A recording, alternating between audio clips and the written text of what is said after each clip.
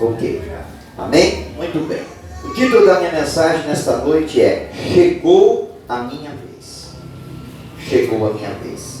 Mateus 21, 28 diz assim: Mas o que vos parece? Um homem tinha 2 filhos, e dirigindo seu primeiro, disse: Filho, vai trabalhar hoje na minha vinha. Ele, porém, respondendo, disse: Não quero.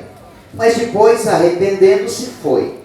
E dirigindo seu segundo, falou-lhe de igual modo. E respondendo ele, disse: Eu vou, Senhor. E não foi. Qual dos 2 fez a vontade do Pai? Disseram-lhe eles: O primeiro. Disse-lhe Jesus: Em verdade vos digo que os publicanos e as meretrizes entram adiante de vós no reino de Deus. Amém? Irmãos, eu quero falar nesta noite de 2 tipos de crente. Desculpa se eu usar o termo crente. De repente você que está vindo aqui na nossa igreja, está frequentando, está gostando de frequentar a nossa igreja, mas ainda você não consegue carregar esse título de crente. Nós usamos esse termo, nós nos identificamos como crente. Mas quando eu falar isso, eu quero falar de cristão. Amém? Que independente da sua igreja, da igreja que você frequenta, onde você foi criado, independente disso, o nosso país é um país cristão. Então a fé do povo brasileiro é uma fé cristã. Então eu vou usar o termo crente, que nós estamos mais habituados aqui. Bem, você vai entender que é a respeito do cristão que eu estou falando. Existem 2 tipos de cristão, 2 tipos de crente. Existe o crente verdadeiro, que é aquele crente comprometido, o seu coração comprometido com Deus. Ele não é perfeito, ele erra, ele peca, ele esfria espiritualmente. Às vezes alguns, infelizmente, acabam até se afastando da igreja, se distanciando da igreja por um tempo. Alguns acabam relaxando um pouco na fé, mas ele volta, porque ele tem um coração que ele ama a Deus. Ele tem um coração que ele tem sede de Deus. Então esse primeiro crente, eu vou chamar ele de crente verdadeiro, porque ele é um crente verdadeiro, ele é um cristão verdadeiro. Ele é um cristão que ele entendeu o projeto de Deus, ele entendeu por que Jesus morreu na cruz do Calvário, ele aceita esse sacrifício de Jesus, ele aceita o que Jesus fez pela vida dele, ele reconhece e ele aceita isso. Então ele é um cristão verdadeiro. Ele vai ter altos e baixos que todos nós temos. Altos e baixos, erros, atropelos, tropeça um pouco, cai, se levanta. Isso é normal do ser humano em qualquer aspecto. Mas ele é um crente verdadeiro. Ele, no coração dele existe um desejo. Em algum momento ele vai firmar o pé. Em algum momento ele vai se converter de verdade. Em algum momento ele vai trilhar o caminho dele com integridade. E existe um segundo tipo de crente, um segundo tipo de cristão, que eu estou dando nome para ele. Eu estou chamando ele do crente sem noção. É aquele crente, irmãos, que ele não tem noção e leva a vida de qualquer maneira. Ele não tem compromisso, ele não tem envolvimento com as coisas de Deus, ele leva tudo na brincadeira, ele menospreza tudo, ele não dá valor espiritual, ele conduz a sua vida espiritual, a vida toda dessa maneira, sem nenhum comprometimento com Deus. Sem nenhum comprometimento com Deus. A vida dele é uma vida irresponsável. Ele não entende. Alguns deles até chegam ao ponto de responsabilidades espirituais, que é o caso de um chefe de família. Mas ele não assume a sua responsabilidade espiritual como chefe de uma família, cuidando da casa, cuidando do lar, espiritualmente. Eu nem estou falando no quesito humano, que é algo cultural e que a própria sociedade exige disso. Ter um comportamento digno de um homem, de uma mulher digna diante de uma família, é uma coisa cultural, é uma coisa natural, não envolve religião de forma nenhuma. Eu estou falando de comprometimento espiritual. É isso que os nossos teatros quiseram apresentar aqui durante esses 3 domingos que nós apresentamos. É a nossa responsabilidade espiritual para cuidar da nossa família de forma espiritual. É para esse crente que eu quero falar nesta noite. A minha palavra nesta noite é para você. É aquele crente verdadeiro, aquele crente comprometido de verdade, aquele crente que sabe que ter uma família envolve compromissos espirituais. Ter uma família não é apenas habitar no mesmo lugar, não é morar na mesma casa, não é ter filhos juntos, não é batalhar para adquirir coisas financeiras, não. O crente verdadeiro é aquele que sabe da sua responsabilidade espiritual com relação à sua família. Sabe para onde quer conduzir a sua família espiritualmente. Nós poderíamos falar aqui de vários exemplos de outros tipos de religião.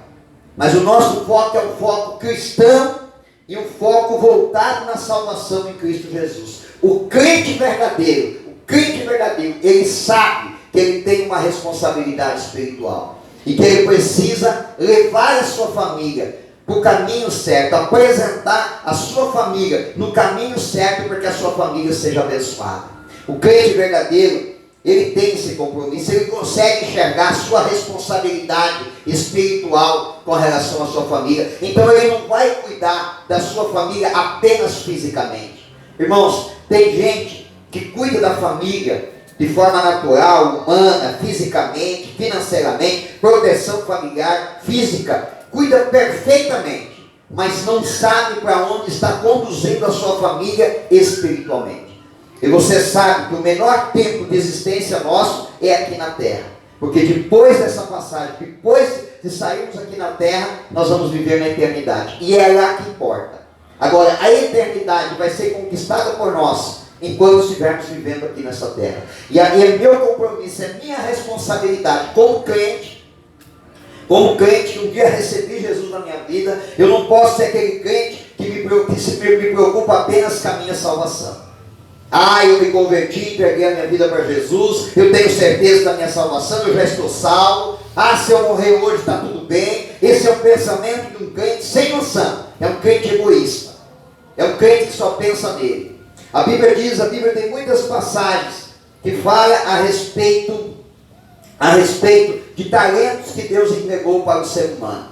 A um ele deu 5, a outro deu 3, 2, a outra ele deu 1, de acordo com a sua habilidade, de acordo com o seu comprometimento. Deus deu a cada um talento, Deus entregou responsabilidades para o ser humano. Todos nós recebemos responsabilidade, e família é uma responsabilidade, filho é uma responsabilidade, e eu tenho que proteger a minha família, não só proteção humana, física, eu tenho que proteger a minha família espiritualmente. Nos teatros que nós apresentamos aqui, você viu que em algum momento a família ela era atacada por alguma ação espiritual, representada aqui através dos trovões, da chuva. É por isso que usamos o guarda-chuva como proteção. A família em algum momento é atacada. Toda família, irmãos, passa por retaliações espirituais. O diabo vai tentar em algum momento, você acreditando, não acreditando, você crendo, não crendo nisso, a verdade é que o diabo em algum momento, ele vai tentar destruir a tua família. Vai tentar separar vocês, vai tentar empurrar um filho para a droga, vai tentar levar para a prostituição, vai tentar levar para a promiscuidade, vai tentar levar para a criminalidade. O diabo ele tem muitas estratégias para atacar a família. É aí que nós entramos em ação de forma espiritual, protegendo a nossa família. Por quê, irmãos? Porque até um certo momento, você consegue fazer uma proteção familiar muito próxima dos teus filhos. Enquanto eles são pequenos, você protege, você leva para a creche, leva para o colégio, você busca. Se precisa ir num lugar, você leva e vai buscar. Você não deixa ele com pessoas estranhas, você deixa ele com pessoas que você conhece, que sabe que vai proteger. Você cuida deles ao máximo, você não deixa ele se machucar, colocar o dedinho na tomada, mexer no ferro elétrico, não deixa ele colocar coisas na boca que ele não deve colocar. Você protege ao máximo os teus filhos. Mas chega uma hora que eles vão se distanciando de nós. Por quê? É o curso natural, eles vão crescer.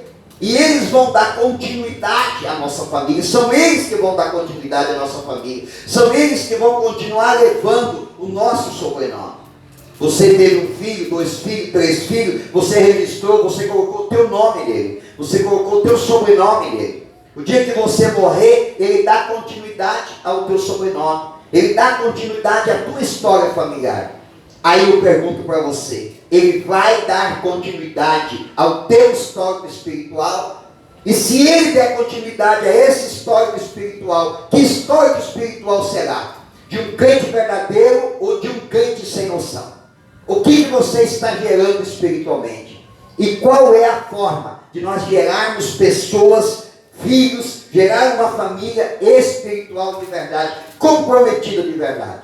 O segredo disso, claro que a Bíblia tem muitos outros textos, tem muitos outros exemplos, mas eu vou pegar um apenas, para enfatizar que nós não somos pessoas perfeitas, e todo mundo tem a sua velocidade, nós não somos iguais, nós nunca podemos nivelar as pessoas no mesmo nível nosso. De repente você é mais rápido, de repente você veio para a igreja, se converteu, você aprendeu, você entendeu tudo muito rápido, você assimilou e você começou a praticar. Mas nós não podemos nos nivelar um pelo outro. Nós somos pessoas diferentes, personalidades diferentes, agimos de forma diferente e cada um tem a sua velocidade, cada um tem o seu ritmo. Nós temos que entender, aprender a lidar com o ritmo de qualquer pessoa. Por isso que talvez você olha hoje para a tua família, e é isso que eu quero destacar nesta noite. Que você olha para a tua família hoje, ou você olha o exemplo de uma outra família, e talvez você se pergunta assim, por que essas pessoas não têm compromisso?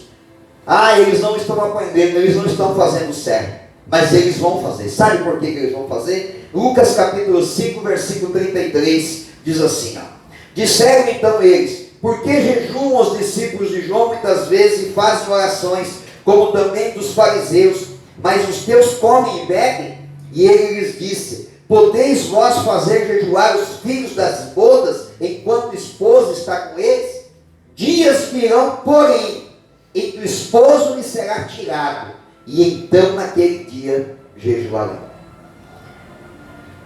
Você sabe como é que eu posso deixar um legado para a minha família, irmãos? É o legado do meu exemplo.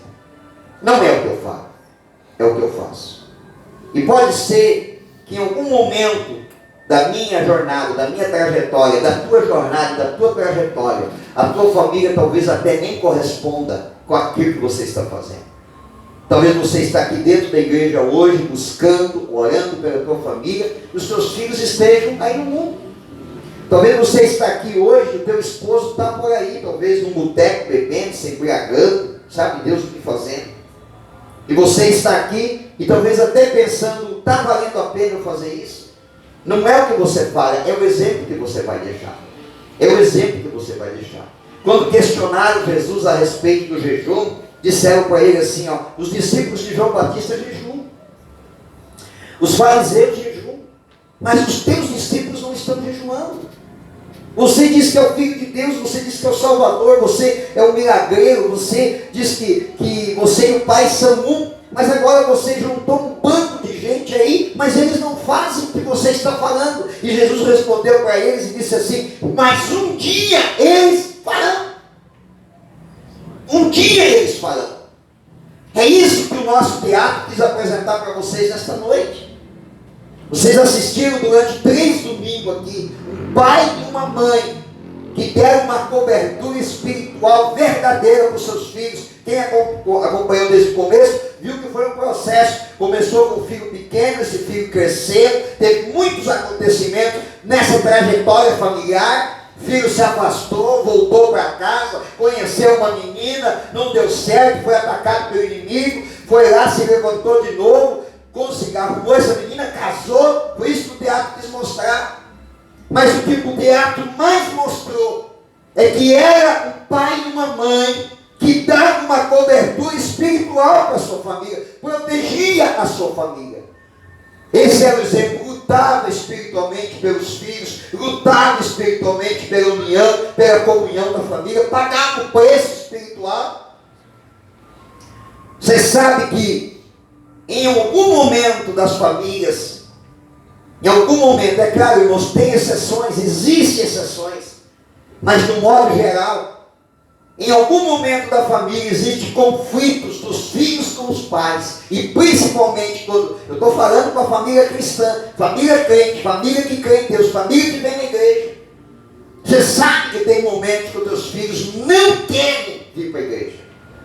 Tem exceções, não são todos, mas no modo geral, e eu já sou pastor há mais de 20 anos e tenho acompanhado isso em muitas famílias dentro da igreja, que os pais estão ali dentro da igreja, querem educar os seus filhos dentro da igreja, mas tem uma idade que os filhos começam a questionar isso. começam a questionar, não querem ter esse compromisso, não querem vir para a igreja, não querem se envolver, querem conhecer o mundo, e o diabo é astuto. Cara, irmãos, infelizmente tem gente que dá um passo errado e não dá tempo. Infelizmente tem família dilacerada por conta disso.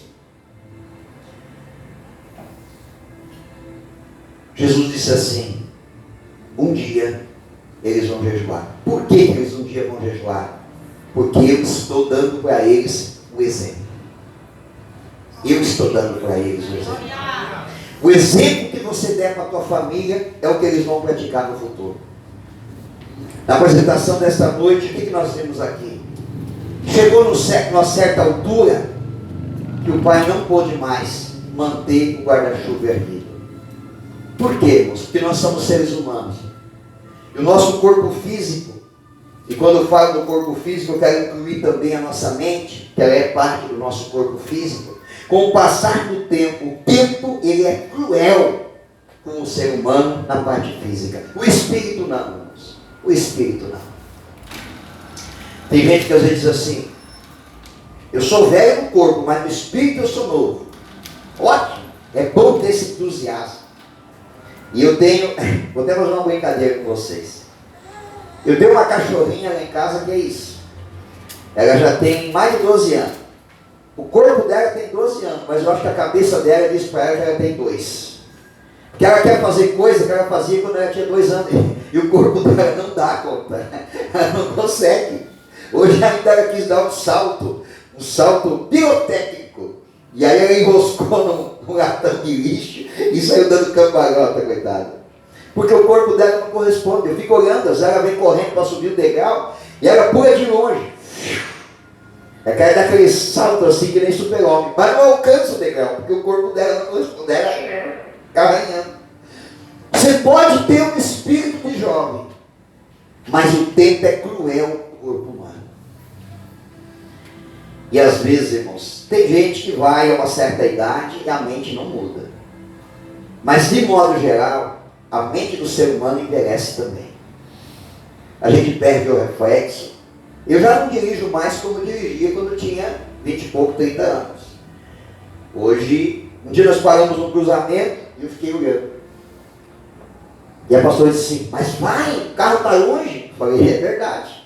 Mas o meu reflexo não é mais o mesmo.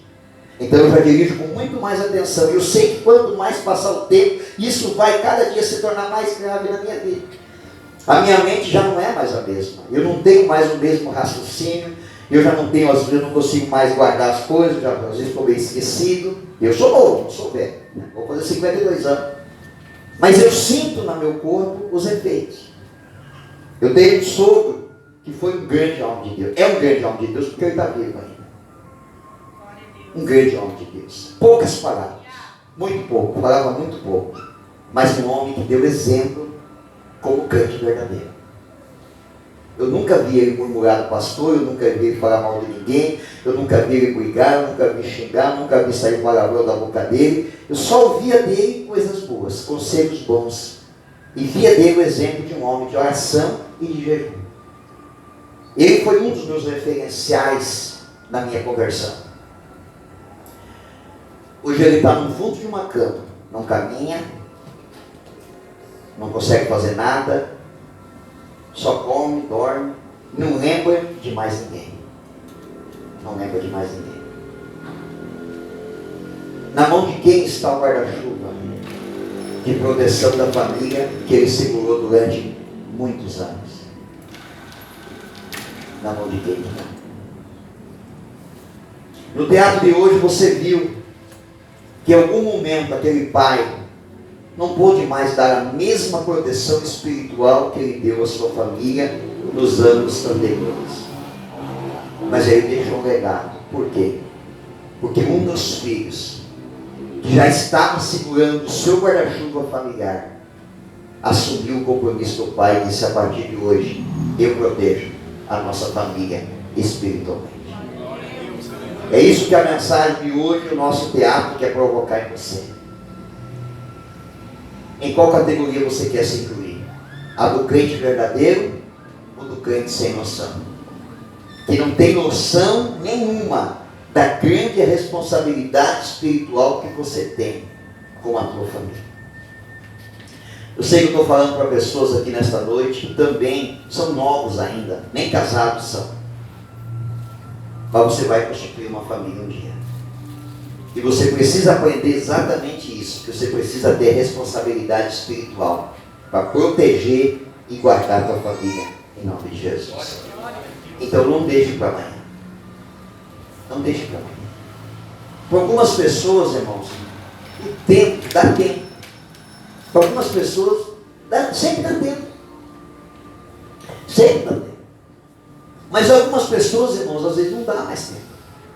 Quando a pessoa resolve dizer assim, não, pastor, eu resolvi agora, aí às vezes é tarde demais. Aí não dá mais tempo. Eu me converti, fui para a igreja, tive um encontro com Jesus maravilhoso, uma coisa extraordinária na minha vida, fantástica. Desvendou os meus olhos, tudo que eu enxergava sobre Deus, assim, estava completamente errado. Deus desvendou os meus olhos, eu comecei a enxergar as coisas de Deus de uma forma totalmente diferente. Glória a Deus, aleluia. Mas infelizmente, como ser humano, a gente é falho. Um tempo depois eu me desviei. Fiquei 1 ano desviado, afastado da presença de Deus. E foi exatamente essa pessoa que eu mencionei aí, o meu sogro, que foi o instrumento de Deus para entregar uma mensagem para mim. Glória a Deus, aleluia. E quando eu recebi aquela mensagem da parte dele, eu não tive dúvida nenhuma que era de Deus. Então eu disse assim, eu preciso fazer uma escolha na minha vida. A escolha que vai determinar a bênção sobre a minha família ou a destruição dela. Graças a Deus eu fiz a escolha certa. Glória a Deus. Eu quero perguntar para você, será que Deus esta noite não está provocando você a fazer uma escolha? Aleluia. Será que não chegou a hora da tua vida, não chegou o ponto da tua vida de você fazer uma escolha espiritual? Que vai determinar o sucesso, a vitória, a proteção total da tua família? Será que até o dia de hoje você não estava na categoria do crente sem noção? Você estava levando a vida de qualquer jeito. Pastor, eu cuido bem da minha vida, estou levando a vida. Vida leva eu levo a vida leva eu. Mas será que nesta noite o Espírito Santo não está falando no teu coração, através dessa mensagem, tocando na tua vida, e dizendo para você assim, dê um passo, saia do categoria de crente sem noção e passe a ser um crente de verdade, para você proteger a tua família de verdade, em nome de Jesus. Eu sei que quando eu dobro o meu joelho para orar pela minha família, tem um peso espiritual. Eu só não sei até quando eu vou poder fazer isso. Ser mais 10, 15, 20, 30 anos. Vamos torcer para que seja uns 30, né? Uns 30 anos. Que eu possa descer da cama todos os dias, como faço todos os dias de manhã. Que eu desço da cama e dobro os meus joelhos e oro pela minha família. Oro por vocês também, tá? Vamos torcer para que seja uns 30 anos ainda. Mas ninguém sabe o dia da manhã. Pode ser que o meu dia esteja reservado para mais alguns dias apenas pela frente. E se isso acontecer? Pense nisso. E se isso acontecer? Estamos preparados? Eu senti o efeito da proteção espiritual do meu sogro na minha vida durante muito tempo. Eu senti essa proteção espiritual sobre a minha vida, porque eu sabia que ele orava por mim, que ele jejuava, que ele buscava de Deus para a minha vida. Eu senti essa proteção espiritual. Sem entender dessa forma que eu entendo hoje, porque Deus me deu, foi uma revelação sobre o guarda-chuva. Sem entender dessa forma, mas de alguma forma eu entendia que eu tinha que ter compromisso com a minha família, porque o guarda-chuva dele um dia iria se fechar. E o guarda-chuva dele já se fechou. Já se fechou. Mas quando o guarda-chuva dele se fechou, não afetou a minha vida e nem a minha família, porque o meu guarda-chuva já estava bem aberto. Bem aberto. Que o teu guarda-chuva espiritual esteja aberto sobre a tua família. Por isso, se você tem que tomar uma decisão, não deixe para amanhã. Não deixe para amanhã. Faça hoje. Faça hoje, não deixe para amanhã. Você não sabe o dia da manhã. Eu conheci uma família e eles tinham um irmão que era desviado da igreja. se envolveu com droga e com a criminalidade. Lá em Curitiba, em meio a essa confusão que é a droga, um acerto de conta, os outros bandidos, que ele também já é bandido, né? Os outros bandidos resolveram matá-lo. Deram um tiro na nuca dele. E ele andou aproximadamente 500 metros. Um tiro na nuca. Caiu e morreu. O que a família acredita? Deus deu para ele 500 metros para alcançar a salvação. Só Deus sabe, ninguém sabe. Mas Deus deu para ele 500 metros para ele alcançar a salvação. Só que a família dele, a esposa e os 2 filhos, ficaram novamente sem proteção. A gente não sabe o dia da manhã. A gente não sabe o que vai acontecer. Por isso a gente não pode deixar para outro dia. Depois eu vou ver, eu vou orar um pouco, pastor, eu vou pensar. Não, irmão. Se Deus está falando no meu coração nesta noite, que você precisa tomar uma atitude, faça hoje, porque amanhã pode ser tarde. Amém? Fique em pé, eu quero orar por você nesta noite, quero abençoar você. Tem alguns minutos para poder fazer uma oração. Quer fechar os teus olhos? Feche os teus olhos.